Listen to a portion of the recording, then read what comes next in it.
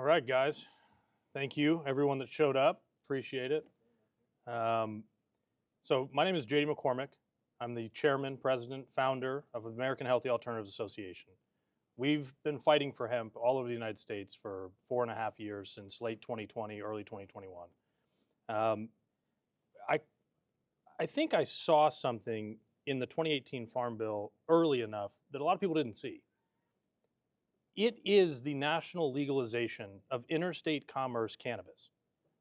Whether the government likes it or not, that is everything to people who have lived in prohibition of cannabis for 100 years, right? From 2021 to today, we have had dozens upon dozens of wins at the state level and 2 wins now in Congress. We've had the Farm Bill extended twice. We've worked with Congress, and they all understand what's happening. They know about Delta 8. They know about THCA flower. If you don't think our enemies are walking around Congress just like we are, saying these synthetic cannabis guys, these synthetic hemp guys, these are bad people, they're drug dealers. They're saying all that, and we're coming in and saying, hey, we're not bad people. We're the small business folks that have been boxed out by the billionaires. That's who we are. I'm going to start with New Jersey because I think it's pertinent. It's where we are today. So last year in May, June, the hemp issue caught fire, and it really took off.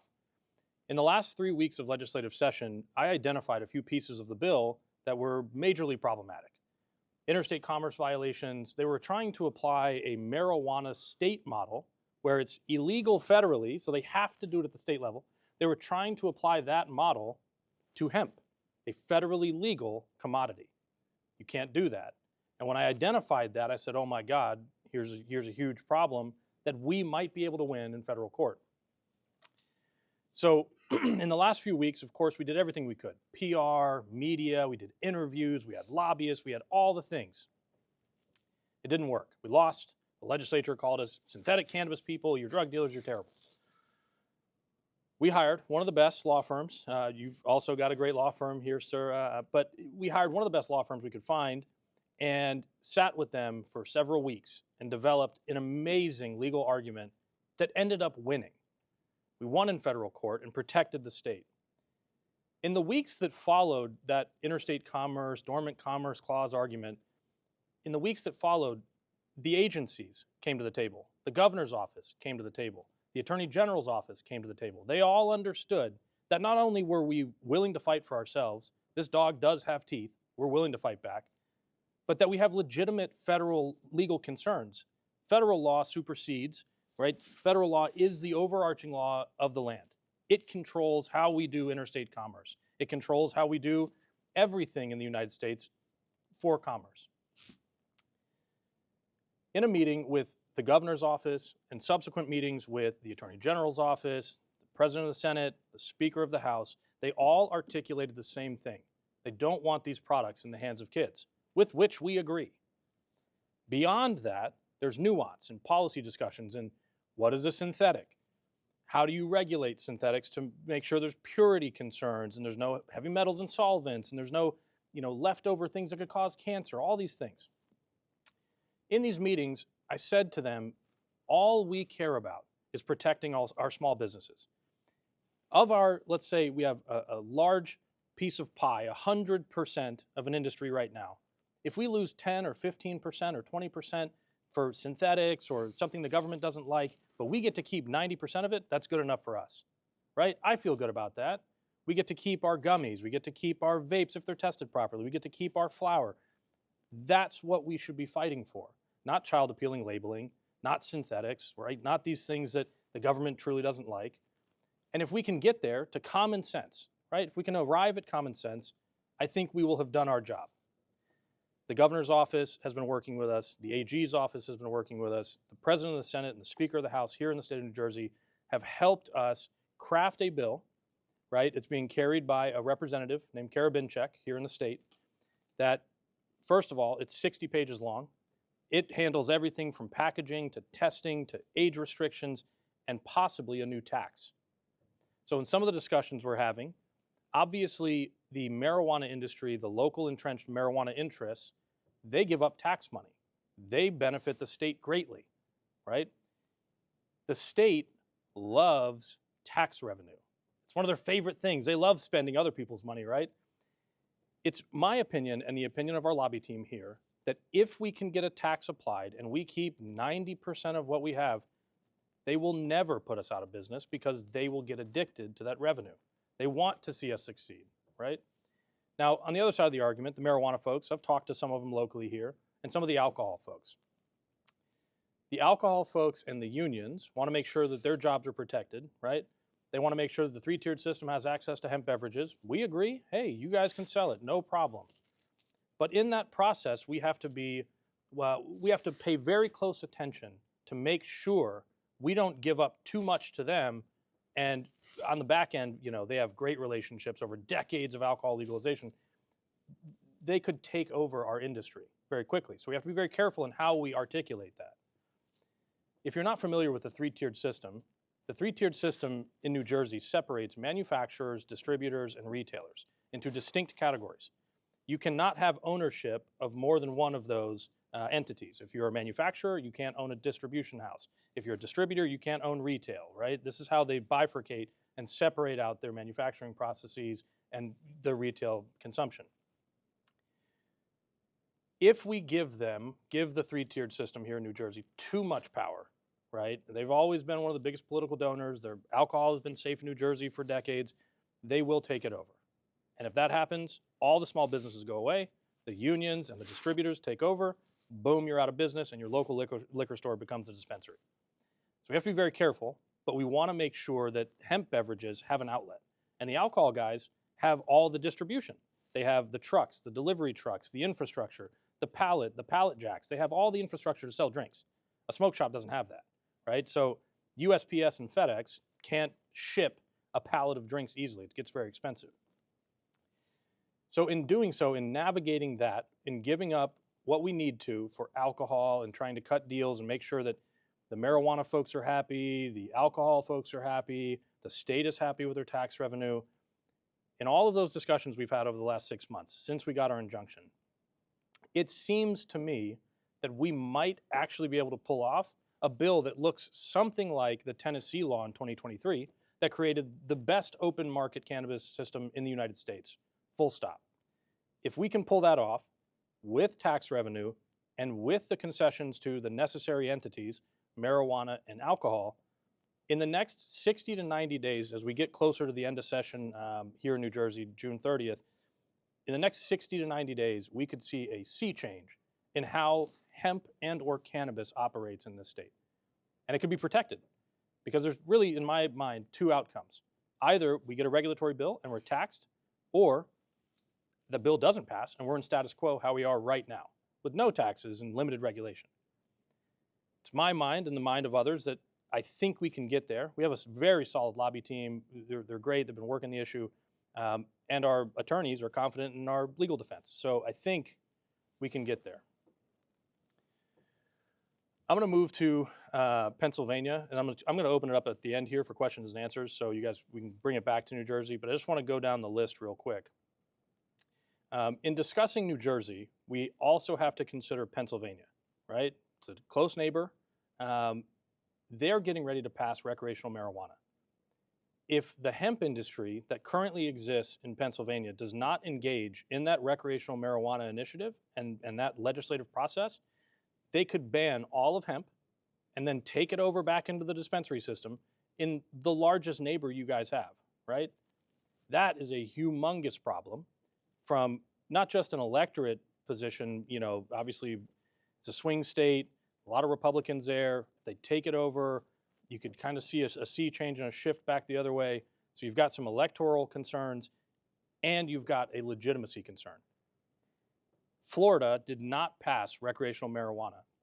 And I think the electorate, the consumers, the citizens of Florida saw through it for what it was. It was a monopoly play, right? If it would have passed, it would have empowered the marijuana companies. So we have to have that discussion very seriously, not just in New Jersey, but also in Pennsylvania as we move through this to say, we can't give big marijuana companies too much power. If we give them too much power, the people who have actually been abused by 100 years of prohibition, the consumers that have been pulled over and by the smell of marijuana in their vehicle have had their Fourth Amendment rights stripped away and their cars seized and ending up in the private prison system, those people will never have an opportunity to open a small business, right? If we give it to big marijuana, you take it away from the people and you necessarily create a larger black market. Because once it's decriminalized, the consumer says, oh my God, it's a misdemeanor. Now I can walk around with a few pounds, can sell some to my friend down the street, and it's just a little slap on the wrist. Here's a misdemeanor, have fun. Today in California, we are 27 or 28 years removed from the passage of the Compassionate Use Act, as it was dubbed in 1998. California was the first state to pass legalization. Today, there are over 3,000 illegal dispensaries in California. Their #1 net export to the tune of $12.5 billion is illegal marijuana. That system doesn't work. It will create a black market, and it will not empower the government to do their job of regulating the industry. It doesn't give them access to the finished product because it's in the black market. If the government can't test it and verify and regulate those products properly, the United States is still going to experience that remnant of prohibition. So, as we discussed, Pennsylvania, recreational marijuana, it just passed its first committee, I think last week. We've got a lot of movement that we have to pay attention to that could affect the outcome here in New Jersey. So we're injecting ourselves in Pennsylvania. We've got a big lobby firm we've been working with there, and we're trying to work through that process. That's going to be pretty crazy. Pennsylvania and New Jersey have the 2 longest legislative sessions in the United States. I don't know if you guys know that. You're basically in session all year round. So they come in for a month or two, and then they leave for a month, and they come back for a few weeks, and they got a couple of days the next month. They're in session basically all year round. And so at any moment, they could pass this bill sometime in the next couple of months and change everything. So you got to pay attention. You got to be nimble. Now, I think it's relevant. Alabama yesterday passed a bill. It was confirmed by the House and the Senate, signed, and is heading to the governor. It is one of my biggest fears, and what I was just talking about in New Jersey with the 3-tiered system. The Alabama bill, people are still analyzing it, but it basically hands the hemp industry to big alcohol. It hands it over, right? 3-tiered system, the whole thing. I'm actually going to read a bit of what it does so you guys can understand what we're fighting against. The bill that just passed in Alabama yesterday gives the regulatory authority to the Alcohol Beverage Control Board, the ABC, basically the regulators for the alcohol system. It prohibits direct-to-consumer sales. It creates local governing bodies. In southern states, they're basically county-level alcohol control boards that get created, and they're made up of like city commissioners, county commissioners, their family members, people in the industry, and they all come together and they decide whether or not they should be a dry county or whether they can sell on Sundays. Those are the people that do that. It bans direct-to-consumer shipments.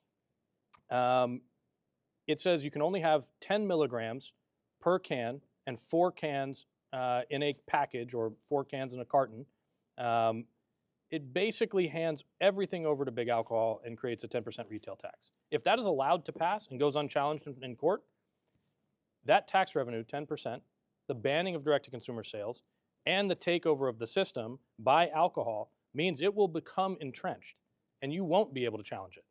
You're not going to go back to the legislature and tell the $50 million alcohol company guy that's been lobbying in that state forever that he has to give up some of his market share. That's not going to happen. So I anticipate local folks in Alabama are going to file a lawsuit, right? And they're going to try and stop it. If they're successful, they're going to have to go back to the legislature. That's a big problem. We're seeing this all over the country. I saw something similar in Missouri, the birthplace and home of Anheuser-Busch. Missouri tried to pass a 3-tiered system law on hemp. Tennessee, on to the next state. Tennessee, 3 weeks ago, 2.5 weeks ago, passed a bill very similar to that Alabama bill, which is why I think Alabama adopted the language yesterday. Because 2.5 weeks ago, their closest neighbor, Tennessee, also gave the entire hemp industry over to the 3-tiered system. Same thing, they limit it. I think they have a little bit higher milligram caps at 30 milligrams a can, but they force it into the 3-tiered system. You cannot sell direct to a retailer. So if you're a manufacturer in the hemp space, you have to ship to a local Tennessee alcohol distributor, and then that distributor can sell it to the retailer. All direct to retail sales are done. That's what the 3-tiered system does. It prevents the manufacturers from selling direct to retail. It's a huge problem. In our industry, everything's parcel shipments. UPS, USPS, FedEx, that goes away. You have to ship it to them, and then they put it on a delivery truck. They cannot, in a three-tiered system, cannot ship anything. They have to have delivery trucks. So in the three-tiered system, if it were to pass in, New Jersey or Alabama or other places, forces the creation of a massive amount of infrastructure that small businesses can't attain, right? It is the barrier to entry that has protected alcohol for so long. Florida. I'm from Florida. I'm going to harp on this a bit. We got a big veto from Governor DeSantis last year. I'm going to talk about it a little bit and talk about why we were successful there and how we can be successful elsewhere. So in Florida, last year, 2024, in legislative session, alcohol came to the table, big marijuana came to the table, one of the largest marijuana companies in the country, Trulieve, came to the table, and everybody looked at us as the enemy. Small business hemp, right? Over 10,000 retailers in the state of Florida sell hemp products, and they're legitimate licensed entities. They pay $500 a year in annual licensing fees. We became the target of big marijuana, big alcohol, and honestly, big government and prohibitionists. Everyone chose us as the enemy.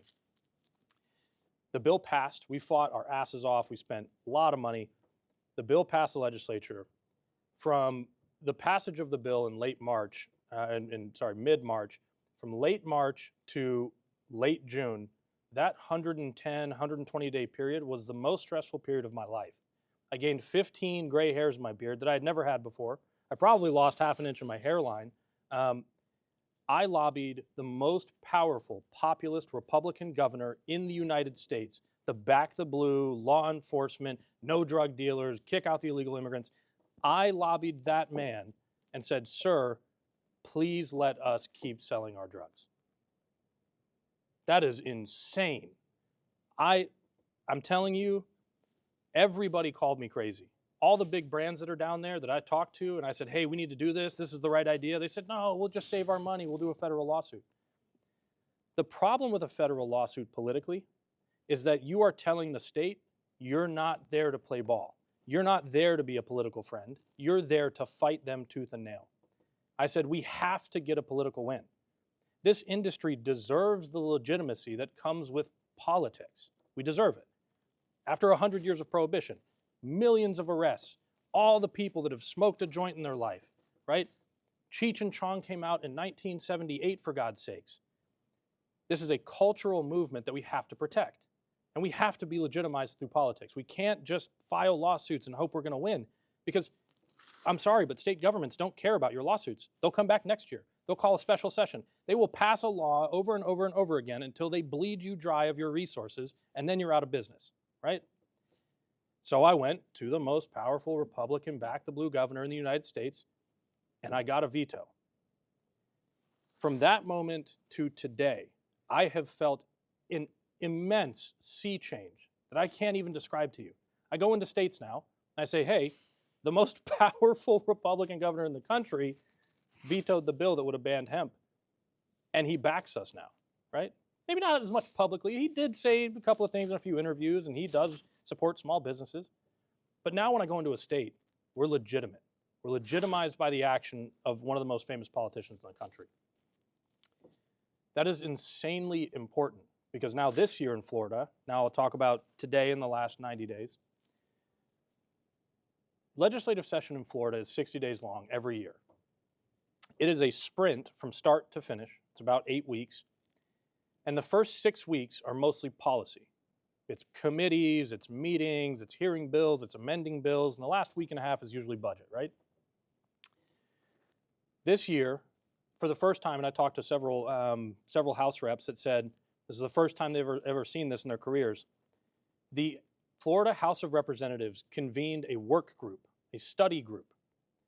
It was a committee made up of about 25 representatives that all were able to engage and discuss hemp. They said it's the first time they've ever seen it on any issue: insurance, alcohol, guns, abortion, transgender rights, all these issues. This was the first time they convened a 3-day work group just for our issue. That is the kind of power that comes with leaning into politics and not being afraid to stand up for what you believe in. That work group, day one, was the agencies, the regulators. They came and they said, hemp is bad, hemp is synthetic, hemp is all the things, it's terrible, whatever. The second day was our chance to speak. There were 2 farmers, a testing facility, myself, and 2 representatives from Big Alcohol, all sitting on a large panel, and we got to speak our piece. I gave a 3.5-minute introduction speech. We got some back and forth questions. At the end of the meeting, on the 3rd day, it was just the House reps, just the committee talking amongst themselves, asking questions, etc. At the very end of the process, the chairwoman of that committee said, "Does anyone want to ban hemp?" Mind you, this is a majority Republican state, okay? Back the blue, law enforcement, the whole thing. And in a group of 25 House reps, Democrats and Republicans, not a single one said they wanted to ban hemp. That's insane, okay? That is just incredible. The bill made its way through, got some amendments, changed some things, made it a little bit more restrictive, a little less restrictive in certain places. In the last week and a half of session, as they were moving into the budget discussions, there's a bunch of drama. The Speaker of the House and the President of the Senate are going after the governor, and the governor's going after this other guy. It's the whole thing. All this political drama happens, and our bill dies, and now hemp is in status quo in Florida for another 12 to 14 months. Amazing. Now, Texas. So back in January, a few of the big brands, Champs, some of the ones you've seen, came to me and they said, what do we do in Texas? This is going to be a big fight. Lieutenant governor's coming after us. What do we do? Who do we give money to? How do we fight this? Hometown Hero, who's very famous for a hemp lawsuit a few years ago, Hometown Hero had set up an association called the Texas Hemp Business Council. Cynthia Cabrera, the chief strategy officer of Hometown Hero, is a close friend of mine and a political operative. I said, you know what? We're going to lean into them. Let's raise all the money for them. Let's back their play. Unbeknownst to most people, Hometown Hero, the owner, is a veteran. He is very closely tied to the VFW, Veterans of Foreign War. He has a great relationship with the state commander, and they're working their way up to the national commander. We raised $1.25 million in about 2 weeks in Texas. We hired a bunch of lobby firms. We hired attorneys. We do all the PR, all the media. We do all the things. And now, 3.5 months later, Texas might survive. The second largest economy, the second largest state in the country, big oil money, big alcohol money, huge economy, and the #1 Republican state in the country might survive because we have stood up and fought back. And Governor Ron DeSantis' office in Florida, the governor in Georgia, the governor in Tennessee, they've all communicated and given their thoughts and feedback back to the Texas legislature. Over the course of 18 hours of public testimony in 3 different committees in Texas, hundreds of VFW members, hundreds of veterans showed up and gave their testimony how Delta 8 helps them, Delta 9 helps them, THCA helps them. They literally stalled the bill for the last 4 weeks because so many veterans stood up and had their voice heard, right? That, to me, was probably one of the most amazing things I've ever seen. First of all, that the legislature let it happen. Most of the time you go into a committee, you get 2 minutes to speak, and they shoo you out of there. Get out of here. You citizen, you get out of here. You're not important. They let every single person that signed up to speak. They started at 8 a.m. and they went until 2 a.m. That same committee chairman sat in that damn seat for 16 hours one day, and I watched his face change. I went back to the video, and I went at 8 a.m., bright-eyed and bushy-tailed, got his coffee, his assistant right there, everything's going great, oh my God. 16 hours later, he's, okay, hey, all right, blah, blah, blah. So it's amazing. I think Texas has a real chance of surviving. We'll see what actually happens. Obviously out there, same interest groups, the marijuana groups, the alcohol groups, all those people are at the table. They're trying to take their bits of market share, but I have high hope. The other thing that's really important in Texas, just like any of these states, is a potential for a lawsuit. Should it pass, and it's terrible, they always have a lawsuit to fall back on. Now, any good lawyer will tell you a lawsuit is not something you want to hang your hat on, but just in case, right? Pull the ripcord, push the eject button. They do have that. So All that to say, if anybody has any states, right, I think I'm just going to open it up. Anybody has any states they want me to talk about or has any questions on New Jersey, anywhere else? What do you know about the farm bill? What happened with that? And also why? In other words, what forces do we even know anymore? What would influence? So the question was, what about the farm bill? What's going to happen with the farm bill? Now, I'm going to tell a joke. I want to be clear. For everybody watching at home, this is a joke. I don't think D.C. knows if it's going to exist in 6 months. What Donald Trump's new administration is doing in D.C. is changing at a wholesale level how the bureaucracy runs, how the legislature runs. Congress, the Republicans in Congress are trying to pass laws to change how a lot of these things work in D.C. So agencies like the FDA are losing 20% of their employees. Agencies like the IRS are losing 20% of their employees, and the new 80,000 IRS agents that the Biden administration hired are being repurposed as Border Patrol agents. There are so many dramatic changes that are happening in D.C. that I don't know if anyone could tell you what's going to happen tomorrow, let alone 9 months from now when they have to reassess the Farm Bill. So I say all that to say this. Over the last 3 years, the American Healthy Alternatives Association has been engaged in public policy in D.C. I've been in senators' offices, congressmen's offices. I've worked with the White House on things, and USDA, have all these meetings, the FDA.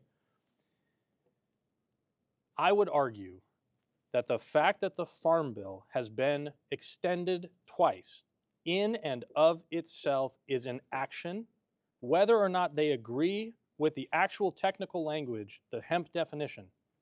The fact that Congress has known that there are synthetic drugs on the market that the Farm Bill allows to exist, and the fact that that has been extended for 2 years and nothing else has happened, I think that in and of itself is a signal that both the Democrats and the Republicans in D.C. recognize that cannabis and or hemp or marijuana, whatever you want to call it, is the last nonpartisan issue, except for China. Everyone hates China. But that's a joke I heard in D.C. It was a good one.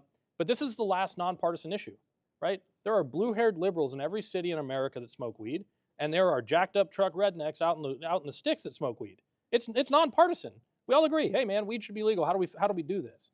I think honestly, the big problem in D.C. is figuring out the mechanics, because after 100 years of prohibition, there are so many what I'll call like reverberations or ripples across all of the agencies and all of the different industries that have always operated in modern America, even with the internet, as marijuana is illegal. Interstate commerce, no federal court protections, insurance, banking, law enforcement, everything has felt the reality of 100 years of prohibition. So it's my mind, and I'll put on my little tinfoil hat. I think the Farm Bill happened for many reasons, but I think they've allowed it to continue because they recognize it is pacifying us.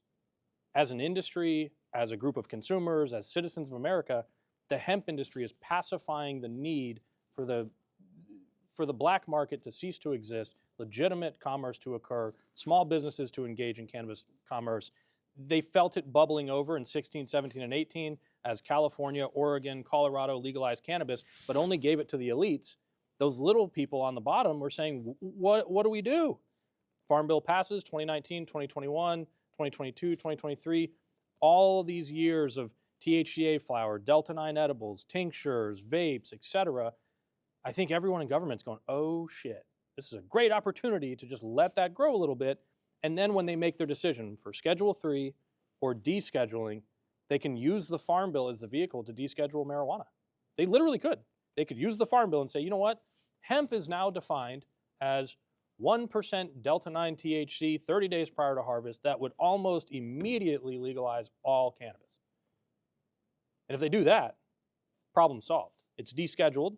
The USDA has the growth experience, all of the testing and analyzing and all the science they've done with all the universities, University of Florida, University of Mississippi, all the people they've worked with all over the United States to effectuate the hemp program.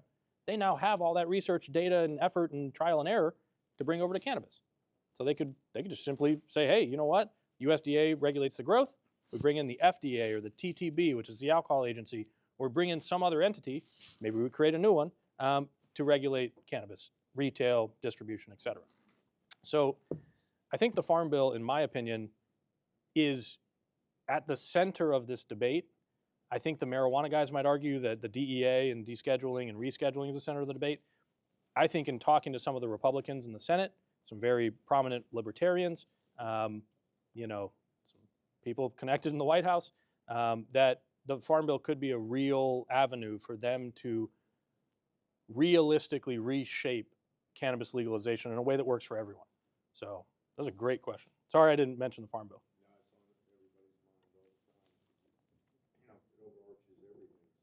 It does, absolutely, yeah. And they could extend it again. I did hear a rumor recently, I'll put this out there. I heard a rumor they could extend it into 2026, just because so much crap is happening at the agency level and Congress and all this stuff. They could extend it and get it closer to the midterms, and then maybe politically, hey, for the midterms, oh, it was Donald Trump and the Republicans that legalized cannabis via the Farm Bill. That could be an option. I'm hopeful with the young people that you talk about that there's opportunity, that there's actual change. That's the one good thing about it. However you feel about what's going on, there's a chance for things to happen completely differently in Washington, which is, like you said, a decisive announcement or whatever you call it. You know. I mean, what's safe banking? So we're all familiar with the Safe Banking Act. They're trying to legalize banking for marijuana dispensaries in all the legal states. That bill's been out there for what, 5 years, 6 years? I mean, it's been out there for a long time. The newest version of it just came out last year and still fell flat on its face. So whether it's the Farm Bill, whether it's safe banking, whether it's the FDA, the USDA, the DEA, all of these agencies, I don't think any of them know what their career looks like in the next 6 months. So I think many of them are just using this as a way to just say, you know what, kick the can, kick the can, kick the can. We'll let this continue to exist because obviously it's not really harming anybody. It's hurting some billionaires in their bottom line, but you know the small businesses are happy. So what are you going to do? It's the electorate. Next question. What do you got? Can you kind of draw some detail to exactly kind of where we're at and what we're looking at in Texas? I understand what you're saying with the appeals to it, but are we looking at like full-scale prohibition? Are we looking at certain elements? What are we really dealing with? Because I've heard a little bit of murkiness, haven't really looked into it, but what exactly are we looking at? What are the time horizons? So the bill is SB 3. And for legislation, most often, the single-digit numbers are the top priorities of either the Senate or the House. Some states do it a little differently, but they reserve a section of numbers just for their priorities, right? In Texas, it's the single-digit numbers. So SB 3, in the opinion of the Lieutenant Governor, is the third most important issue to Texas this year, okay? That version of the bill is dead currently, but it made it all the way through the Senate and then got shipped over to the House. When it got to the House, that's when the hundreds of veterans, the hundreds and hundreds of small businesses showed up and gave that 18 hours of testimony. That's where the stall happened. And after that stall, I think it was yesterday, day before, might have even been Friday, they changed the bill again. And so the bill that the House had as of 5-6 days ago was SB 3. Now it's been changed, and the changes in the Texas bill, I believe, are kind of more three-tiered system, alcohol concessions, there's some gummy restrictions. It does, I think, kill flower, maybe vapes, but the details are a little bit less important of the actual infrastructure of the bill because it's going to change again, I guarantee it. But that change is a middle finger to the Senate.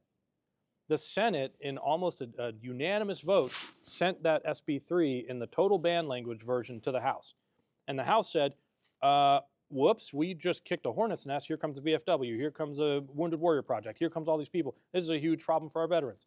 They changed it to try and fix it, which would still, in the opinion of many of the senators, codify and legalize some form of THC in the state. And that version, if it gets sent back to the Senate, I don't know if the Senate will confirm it. And if the Senate does not confirm the House version of the bill is dead, right? So they would have to change it and amend it back, and then you've got a war between the Speaker of the House and the President of the Senate. Mm-hmm. So Texas is a unique state. It's the only state I'm aware of that only meets, their legislature only meets once every 2 years. So if the bill dies, they won't have to deal with legislation for another 2 years. So it's it's kind of like the libertarian, everything's bigger in Texas, the Texas 5-star, the Longhorns. That's their whole mantra. They want less laws, less regulation, less this, less that. So that's why their legislature only meets once every 2 years. But if the bill dies, there could be a potential for a special session. I don't think the governor calls a special session. I think maybe the legislature could agree to do it, but the lieutenant governor would have to work really hard to make that happen, call a special session just for the singular purpose of banning hemp. That would be a totally different bag of worms. If that happens, it's going to be a sprint. It's going to be 2, 3, 4 weeks of special session on the singular issue, and you're going to have to just dive in head first and try and stop that. That's going to be really, really hard. Special sessions are a bit of a runaway train. If your issue is in that special session, you're rolling downhill on a tall mountain. Just out of curiosity, what's the ideal path then? Is the ideal path some sort of actual regulation? Is it the bill dying? So I think there's two schools of thought in regulations, right? Some people would say less regulation, no regulation, status quo, whatever. I actually am the other side. I would say you should put regulations in place. It legitimizes yourself. But my take on it is if you put regulations in place, they should be minimal. They should be what protects small businesses and consumers from things like residual solvents, heavy metals, blah, blah, blah, and then maybe a tax or whatever. But if you go status quo for too long, look at what's happened to the American e-cigarette industry. It was taken over by China because the American companies had no assurances, no legitimacy on paper. So the American companies pulled back their investments. They shipped their jobs and their companies overseas. There's a really big one I can think of that's doing a ton of business in Europe right now, but they're based in Orlando, Florida.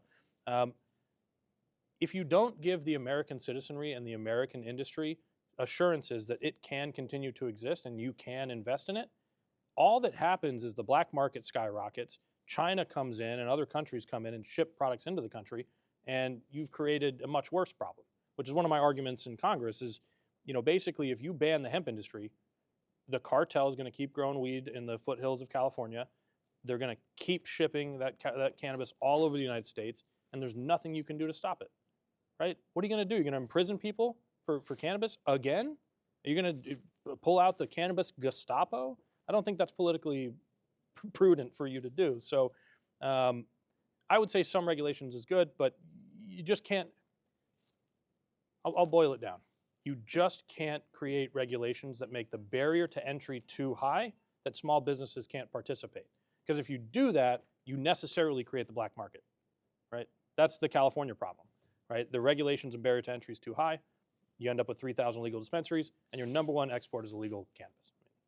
And one last thing is, I guess, what you mentioned there about marijuana being shipped out of California. Mm-hmm. My understanding that the philosophy there, like you just spoke on just a moment ago too, is that that's technically a misdemeanor. A lot of the involvement. Yeah. So that's basically the reason why the cartels come in, and then you have a lot of the guys heard of violence and murders and other things like that. They're fighting over this because a lot of this is just black market exporting. Because at the end of the day, it's California. That's a misdemeanor, slap on the wrist versus where it's actually going. And at that point, you're saying, so is this reason why this is proliferating? Because the laws there are so lax in that respect? So it comes down to a very real political problem. Again, nonpartisan. The electorate, when polled on cannabis, something like 90% of Americans believe that cannabis should be legal in some form or fashion, whether medical or recreational. And they bifurcate it, and you get a little pie graph, and it shows you. But the vast majority say no one should be arrested for cannabis at all, okay? So if the American electorate, red and blue, believe that you shouldn't be arrested for it, what is the politician to do?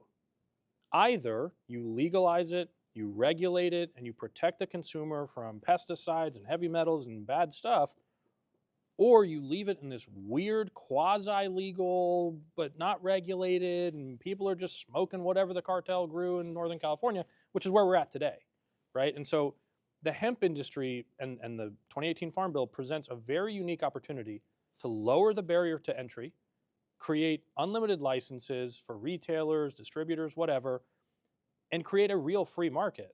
And then you just apply the regulations on finished products, make sure that the finished products going to consumers are safe. And you could, in my opinion, you could stop the black market problem and the regulatory capture model of big marijuana that creates oligarchs that disadvantages the little guy. That's literally the basis of my political theory is the hemp industry is an opportunity to fix the problems, the 27-year problems of cannabis legalization with limited licenses, high taxes, and high barriers to entry. Yes. Sorry. Yes, sir. What's going on with the New Jersey situation in regards to interregulation on things? So I'm guessing you guys putting together a bill that So what's the milligram strength? Like who's coming up with those concepts of milligrams? Because I'm hearing rumors that there's milligram strengths on drinks, and that very much concerns me because I have a high milligram strength brand, and I know it's what everybody wants. So it's this weird thing of the alcohol industry not knowing much about cannabis in general or people who use it, and so they're obsessed with this 5, 10, 25 milligram strength thing, and they want to put a cap on it, but then if you look at the sales numbers, everybody wants higher milligram strength. And it's being sold in places where I've got Everclear, Bacardi 151 in there, and then all of a sudden I got guys in regulation going, maybe we should have childproof packaging. It really concerns me, because I go, I know our forefathers were sitting here 100 years ago when Prohibition ended there, and they don't have childproof, they don't have cops at their doors to make sure people are ID'd or checking how much you bought or didn't buy, and so on. And all of this is sold regularly. There's more liquor stores in our local towns than vape shops. And everybody's very upset about these vapes. There's so many new vape shops, but nobody looked at and I'm happy about it going, wow, there's distribution levels everywhere with the alcohol platform there, which is great for me, wonderful, more sales, but it is kind of concerning going, they really want to stamp out smaller guys. And now I got bigger guys putting in milligram strengths because obviously they have money, but they don't know anything about the market and what the market really wants. yes. They want their money, which I understand. So, okay, this is going to. What's your cap strength on your drinks and who's deciding it? There you go. That's a much more succinct question. So I crafted the bill in conjunction with the bill sponsor, Kara Binchek, and our attorneys and some lobbyists and all kinds of interested parties. You've got two problems, okay? You've got the comparison to liquor problem. If you're going to make, whatever, a small can, 12 ounces, 16 ounces, whatever, 20, 30, 40 milligrams per can, great. Sure, but then you have like the liquor problem. And there's a lot of these drink companies that are coming out with the liquor bottles that have whatever, 1,000 milligrams or 500 milligrams are meant to be dosed out in shots, right? So you have to bifurcate those two problems, and then create regulations for each different product category. And to do so in legislation is a little bit uncommon.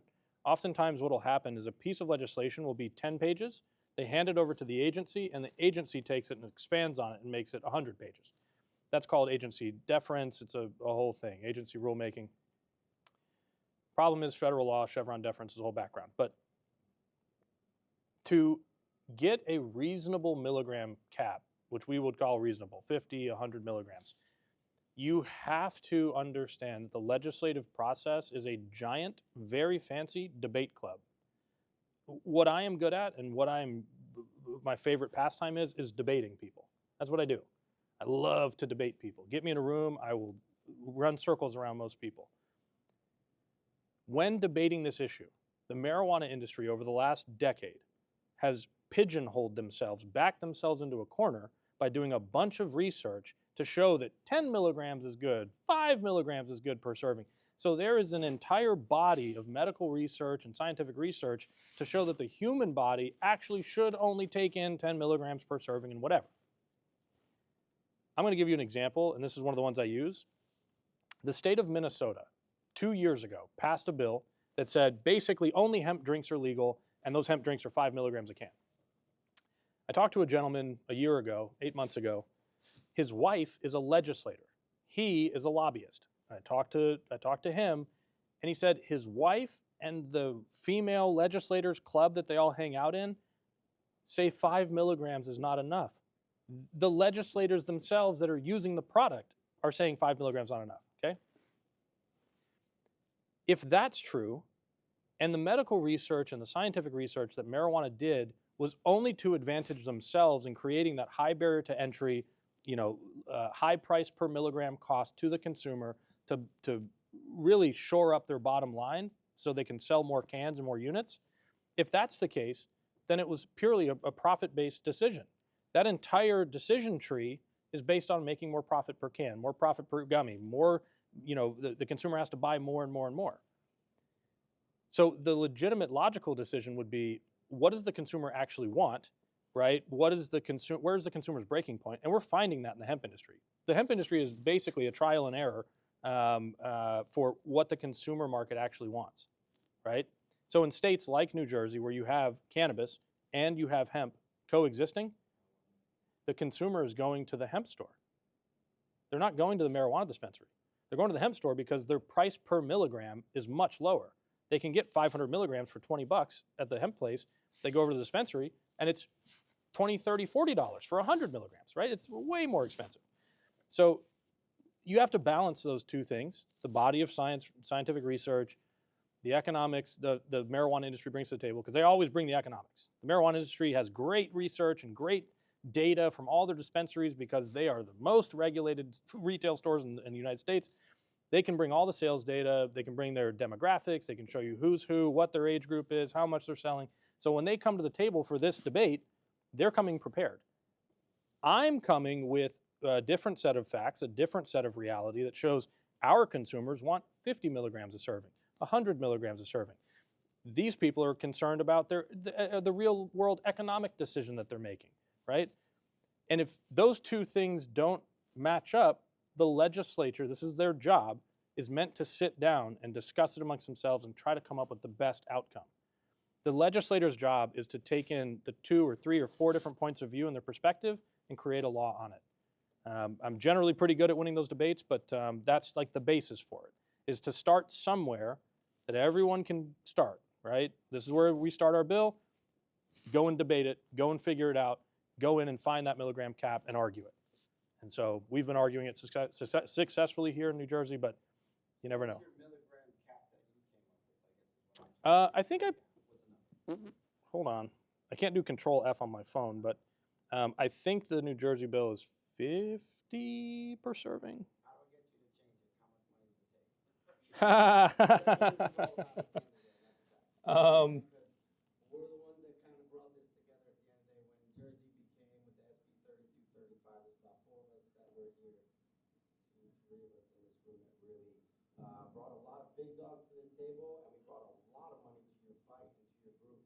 And it really concerns me now that being one of the main guys involved with that group that brought a lot of money your way, I'm suddenly going, wait a minute, you're about to put a cap on my main business that I'm actively trying to grow right now, based off of just people's feelings. And as I know, it's a new industry, so new industry equals new people trying things out.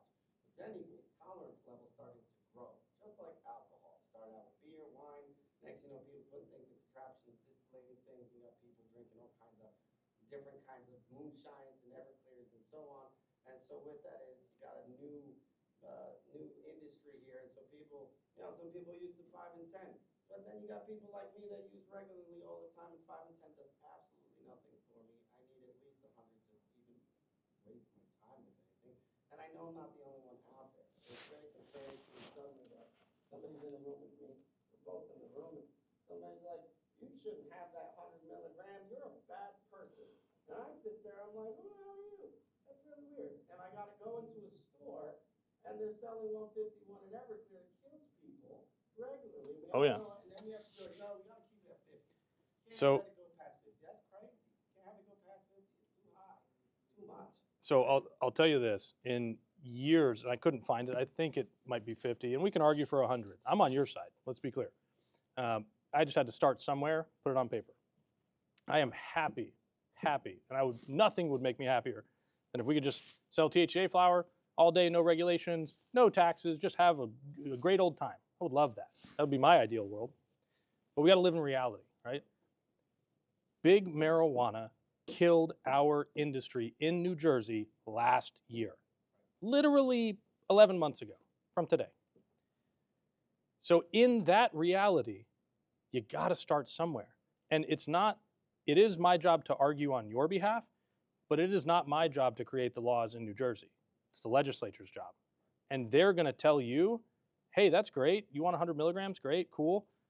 But those dispensaries over there and that alcohol distributor right there and that grandma right there that took 100 milligrams and ended up in the hospital, almost had a heart attack, like those people's opinion also matters, right? So we can be as powerful as we want and put as much money in as we want, and we can fight like hell, and I do it all the time.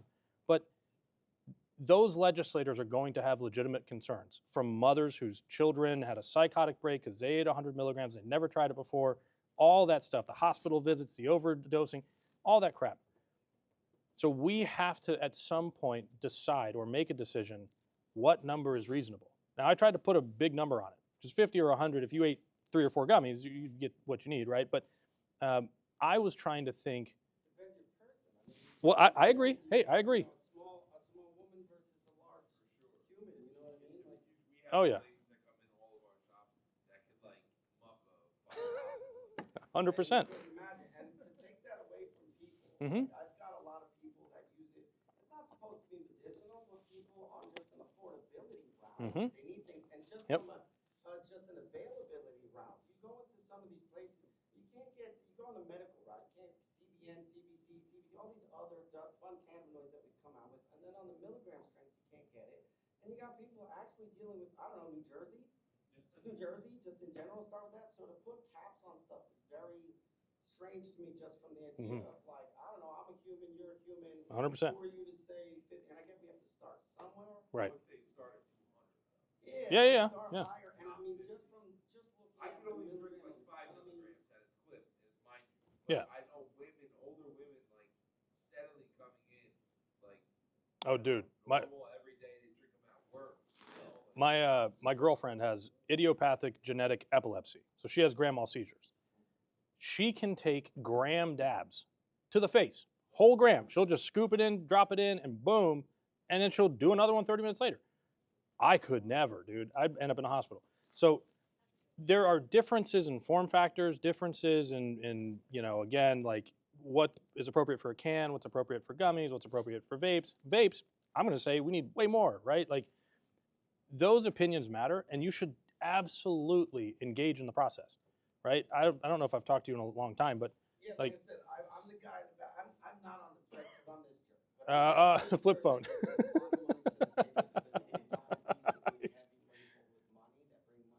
Yeah. I'm actively engaged in about to get into bed with big alcohol Sure. in a major way and go, listen, you can't get involved with marijuana to have your drinks. You want drinks, you got to get in bed with him. That's right. You got to throw money. That's right. Which means you got to talk to guys like me. That's right. and guys like these guys that sell and go, we actually know what sells Yeah. and what's wanted. Mhm. And if you don't agree with us, it's cool, but we all end up back on the streets because that's where a lot of us started also. 100%. That weird conversation of, well, let's work together. I'm down to bring more money your way. Sure. Sure. But with, I'm one of the guys that is very tiptoeing. I don't like giving up any regulation just from the concept of my forefathers did it. There's That's no right. childproof packaging on any of that stuff, and that existed for the Mhm. longest time.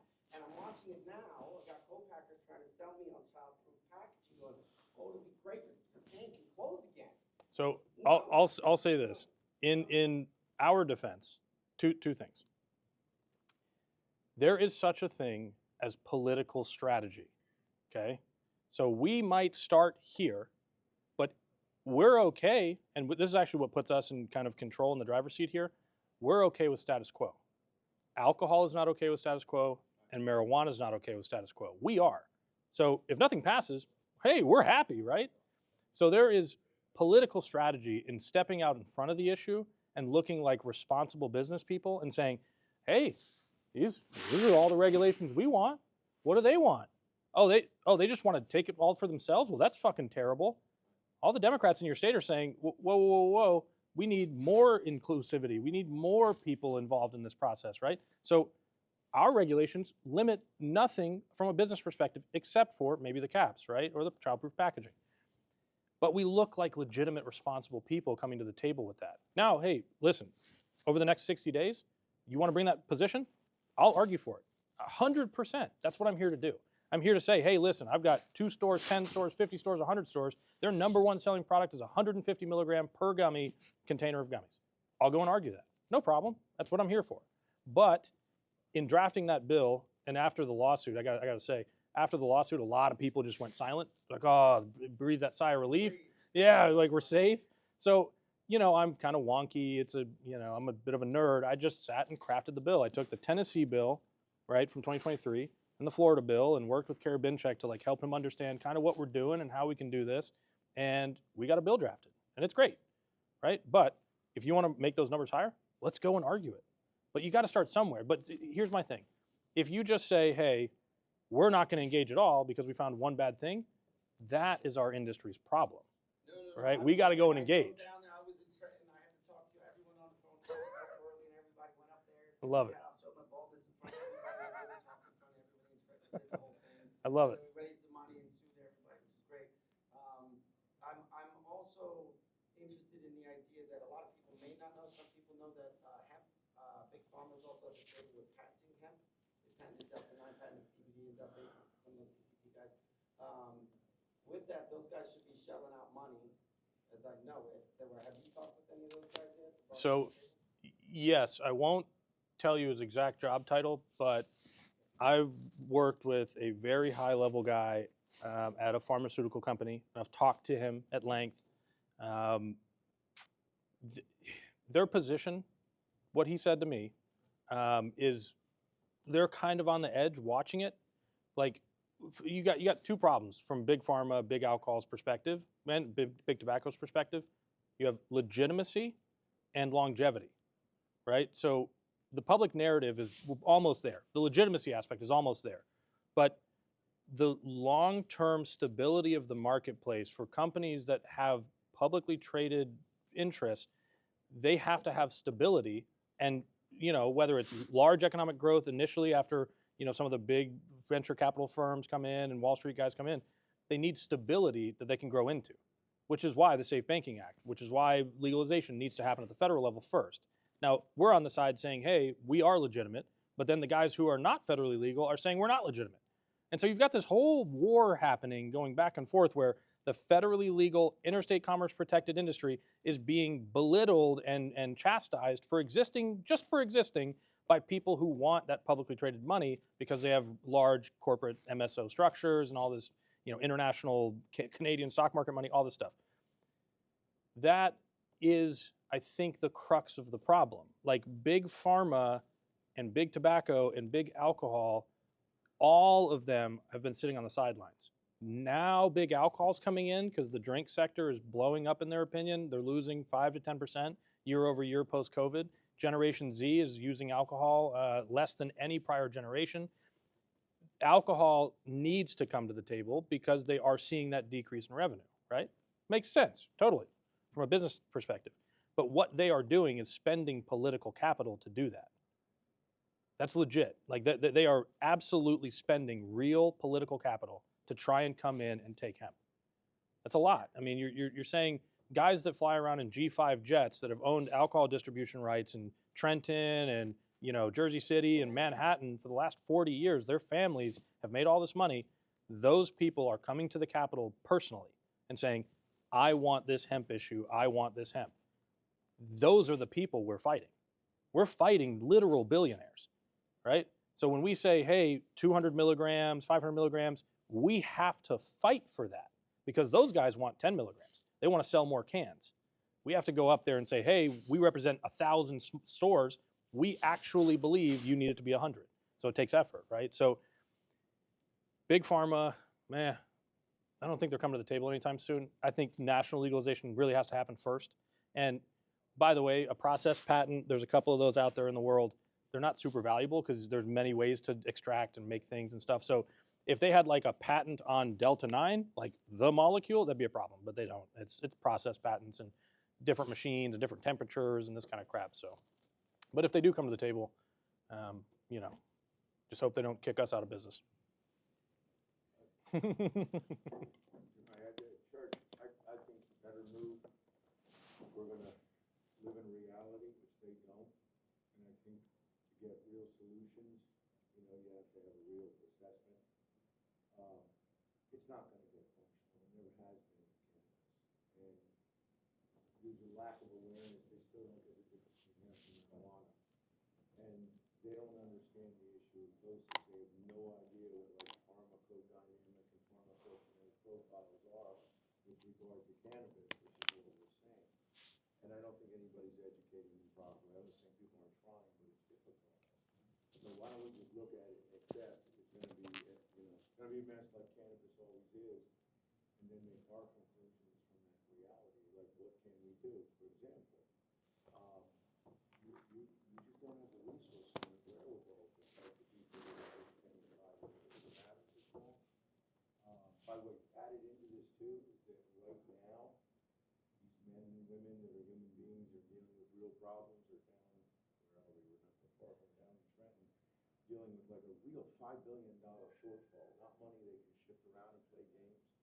And it's gonna get bigger too if they lose some of the Medicare money. Yeah, oh yeah, yeah. So their attention is on it.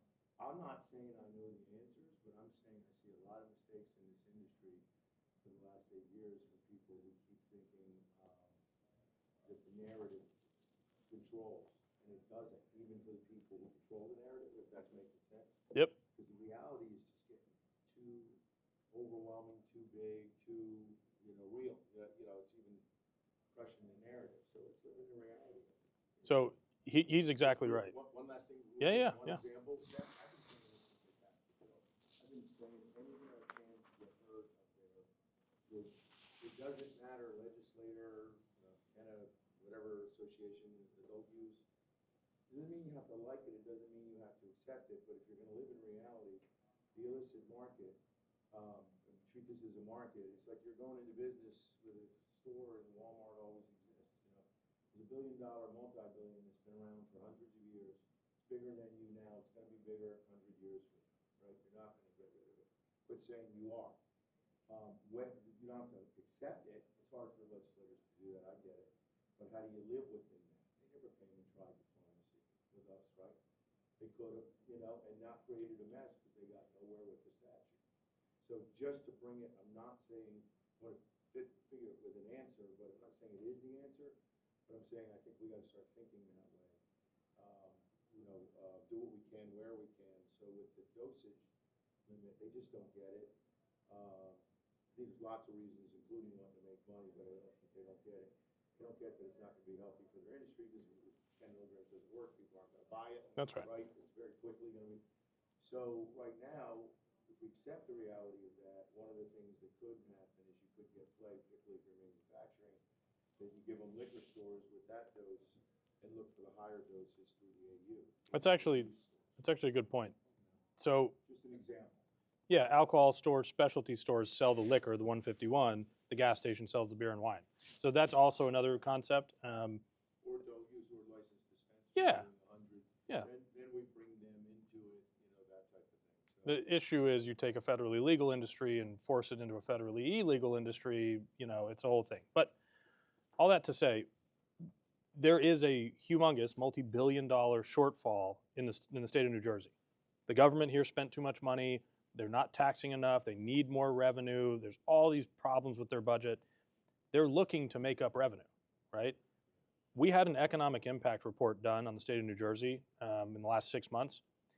If you apply enough of a tax, and by enough, I mean probably 10 or 15% excise at retail, if you apply enough of a tax, you could generate legitimate money from this industry in revenue. Probably something north of $100 million a year, maybe $200, $250 million. There's enough retailers, there's enough consumers, your state has enough of a population that it makes it an economic reality and revenue driver for them. But in that process, we have to do our best to defend ourselves, right? And so when we say bringing money to the table, bringing money to the association, et cetera, if we don't have those resources, we are not at the table. And if we're not at the table, we're on the menu. And so all of your legitimate concerns, bring them to the association, bring them to the lobbyists. Let's go to the Capitol. Let's go and fight for it. But understand that if you don't, and you're just going to bury your head in the sand, you're giving up. And you're letting them do whatever they want to do. And as you see, when we fight back, we can win, right? But we have to fight. And so that's part of it. And by the way, you know, again, just a starting point, I'm happy to argue for 100 milligrams. Is it too late to change the bill? It's already written in there. They would have to amend it because it's been filed. Amend it after it passed. It would have to go through a committee, and in that committee, the bill sponsor can amend it. Someone else can offer an amendment, whatever. It can change, and it will change. Let's be clear, and not just that, but all kinds of other things are going to change. In the last 6 months, really last like 4.5, 5 months, since the bill's been drafted, since it's been out there, again, the unions, alcohol, marijuana, law enforcement, everyone's coming to the table to give their 2 cents. So between now and the end of session, it's going to blow up. So.